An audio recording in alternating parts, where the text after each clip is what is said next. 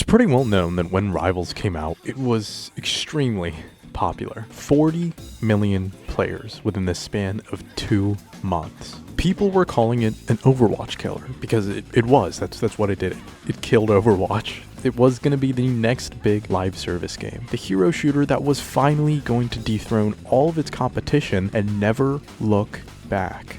And for a while, it felt like that could be true. Now, a year and a half later, Season 8 has just dropped. There's a new hero, a new event, a new mini pass, a new battle pass, and the community response has just been fine. Not electric, not the this game is unreal energy that's found from launch, just fine. So today, I want to have a real conversation about what's actually happening with the game, because I don't think the answer is as simple as it's dying or it's stagnant. The truth is more complicated, and it honestly tells a more interesting story than either of those takes. Let's start with the data, because you can't have this conversation honestly without it. The game peaked at over 664,000 concurrent players in its first month, January of 2025. By October of 2025, that had dropped to an average player count of around 65,000. On paper, that looks catastrophic. That's the kind of number that gets "Is this game dead?" thumbnails made about it, and a lot of those videos got made. But context matters. The Steam player count doesn't tell the whole story. The game is also available on other platforms like Epic Game Store, PlayStation, Xbox, and on said platforms, it's impossible to know exactly how well or poorly the game is doing. So just presenting the Steam numbers as the full picture is a little dishonest. The nuanced truth is losing roughly 85% of your peak player count in 10 months raises real questions about the game's long-term health, especially for a live service game, where a consistent player base is crucial for matchmaking quality and revenue generation. I'm not doom posting, that's just how live service economics works. You need people in the game every day for the game to function well. There is a silver lining worth mentioning. Recent data shows an 8.16% increase in daily players compared to the previous month, with the game averaging around 72,000 daily players. Season 8 is bringing some people back. That's real. The stats are showing it, but it doesn't erase the larger conversation about why so many people left in the first place and whether the things driving them away have actually been fixed. Let me present to you the optimistic side of this for a second, because I think it deserves a fair hearing. Marvel Rivals was a free-to-play game featuring some of the most recognizable comic book characters in the world, and that combination drove a massive wave of curious players who were never going to stick around long-term regardless of how good the game was. That's just the reality of launching a free game with a massive IP attached to it. You're going to get tens of millions of people who try it, play it for a week, and then just move on. It's not a failure, it's gravity. That was natural. Expected, even. And compared to other hero shooters, the numbers aren't really embarrassing. Despite the drop from its peak, Rivals still routinely brings in around 80k players a day on PC alone. Those are numbers that a healthy, functioning live service game will put up under most standards. The matchmaking exists, the ranked queues are fast, and the game is decently alive. So why does it feel like something's wrong? I think it's because of expectations. The game didn't launch like a normal hero shooter did. It was so unbelievably hyped. There was a train of fans following it since its announcement. And when a game comes in swinging in that hard, people are gonna hold it to a high standard. The fall from potential greatest of all time to pretty good game with a stable player base feels like failure even when it isn't, not by any objective measure. The problem is perception, and in live service gaming, perception drives behavior. If your community believes the game is on a downward spiral, they will stop investing in it. They will stop investing not only their money, but also their time. They'll stop buying the battle pass, stop recommending it to their friends, and that self-fulfilling prophecy becomes a real problem. One of the commonly cited reasons for players leaving the game is the stress of ranked mode. The competitive pressure of this 6v6 play, where a single bad teammate can ruin the entire game, costs you significant progress. But I think that's a symptom of a deeper issue, and it brings me to the part of this video that I really want to talk about: the actual design decisions being made in Season 8, because they tell a story. Season 8's headline edition is Devil Dinosaur, stomping onto the roster as a new Vanguard. And look, if you're playing him, he is fun. I'll admit the amount of times that I've played him, he's a pretty fun character. He's accessible, he's easy to pick up, he has very, very clear impact, and he's a big red lizard. It's hard not to enjoy that. But here's the conversation that needs to happen. he's not just a new hero, he's a design philosophy statement. And that philosophy comes with glaring problems. The main issue isn't really whether he's overtuned in isolation. The issue is what he forces the other team to do. His durability and sustain as a frontline tank are high enough that you essentially have to bring burst damage and high output DPS to deal with him in a reasonable time frame. And the moment you're building your team comp around countering one hero, you've been funneled. Your options narrow, your team gravitates toward a poke-heavy, damage-focused playstyle, not because it's the best strategy or the most fun, not because you chose it, but because the alternative is letting a big, overgrown lizard walk through your entire team unchecked. That is a game design problem. When a character's presence doesn't just threaten you, but actively dictates how the other 11 people in the lobby have to play, you've created something that isn't fun to play against or sometimes even with, even if it's perfectly balanced on paper. Fun to play against is a real design metric, and it gets ignored in favor of numbers all the time. You're already seeing people call for nerfs, and this season is not even a week old. That's the sign of a hero who needed more thought before shipping. This isn't an isolated incident, it's a recurring problem in Rivals.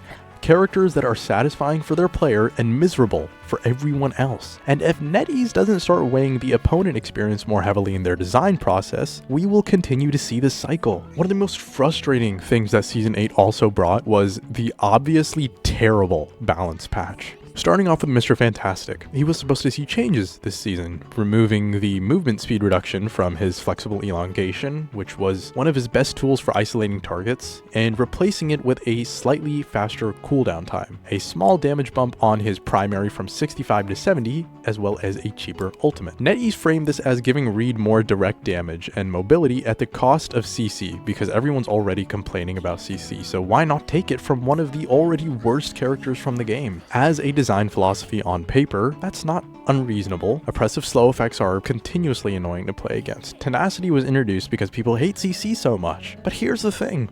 When Season 8 launched, those damage buffs simply didn't exist. The numbers in-game weren't reflecting what the patch notes said. Players were testing, posting about it, and the actual stat changes simply weren't applying correctly. NetEase shipped a balance patch without even testing it. Balance changes are integral parts of all seasons, and this one didn't even function at launch. Think about what that means from a trust perspective. The whole point of patch notes is that players can read them, understand what changed, and adapt. When the patch notes lie, even accidentally, you break that trust.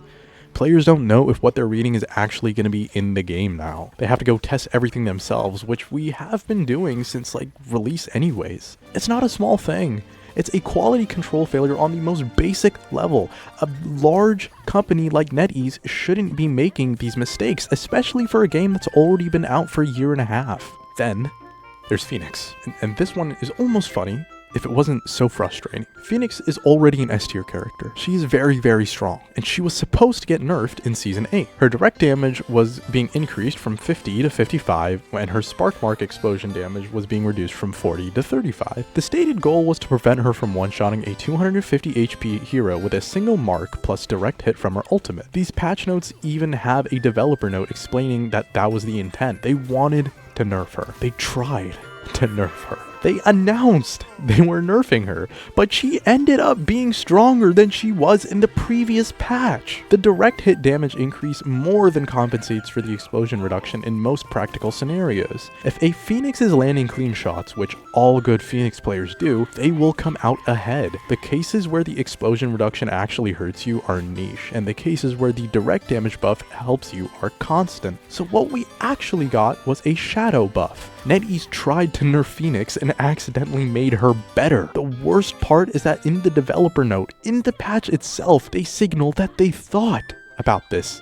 They ran the numbers. They still got it wrong. The only possible explanation we have for this is that they just simply did not test it. Put it all together. A new hero who warps the meta in an unfun direction, a balance change that's ship broken, and a nerf for one of the already strongest characters that turned into a buff. We've been seeing bad patches like these since the beginning of the game. It's a pattern of sloppy execution. So what can be done about it? I've said this in almost all of my previous videos. Rivals has what it takes to be a great game, and I will continue saying that because it honestly does. The things that NetEase has managed to get right are already difficult to get right, so this is living proof that they can make this game fun. NetEase themselves have said that 2025 was basically a warm-up period and that they have a lot more content planned for at least a year ahead. I want to believe that and have faith in that and continue to play the game looking for that.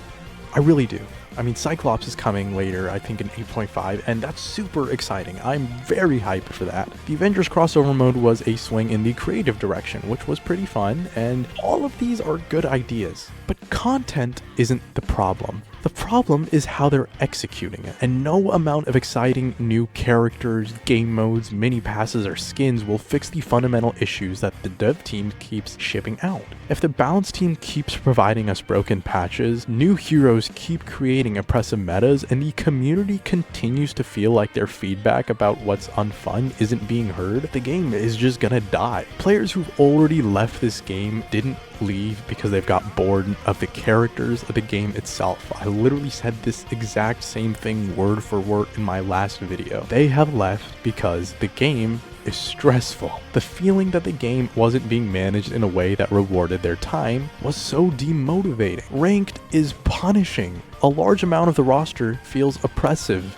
and the patches aren't fixing these issues fast enough. Season 8 has done nothing to address these issues. Nothing. In some ways, it's made them worse. What we as a community need to advocate for right now is a smaller content slate and more of a signal that they take the game health seriously. This means actually meaningful balance patches. Thinking about opponent experience when designing new heroes, not just how fun the character is going to be to play, but how fun they will also be to play against. That means being honest with the community when something goes wrong instead of quietly trying to push a hotfix and hoping nobody notices. So, is Season 8 really gonna mark the end for Rivals? No, probably not.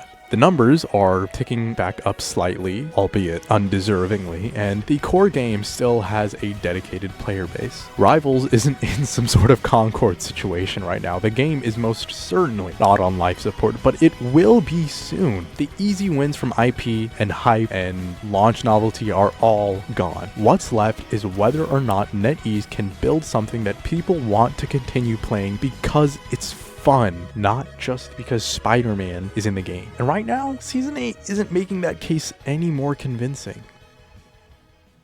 If you haven't quit yet, I want to hear from you. What's going to keep you continuing to play the game? And if you have left, I want to hear from you. Will anything bring you back to the game? And if it will, what is it? Drop in the comments. I'll make sure to read and respond to as many as I can. Also, thank you guys so much for the insane support on the last video. That's also sitting at around over 5,000 views right now, and that is ridiculous. Anyways, we are 200 subs away from 1K, so if you aren't subscribed already, make sure to go ahead and hit that subscribe button, hit that like button for the YouTube algorithm as well. I will continue to post about how we as a community need to advocate for a better game. This conversation is far from being over. Anyways, thank you guys so much for watching. Yeah, I'll see you in the next one. Peace.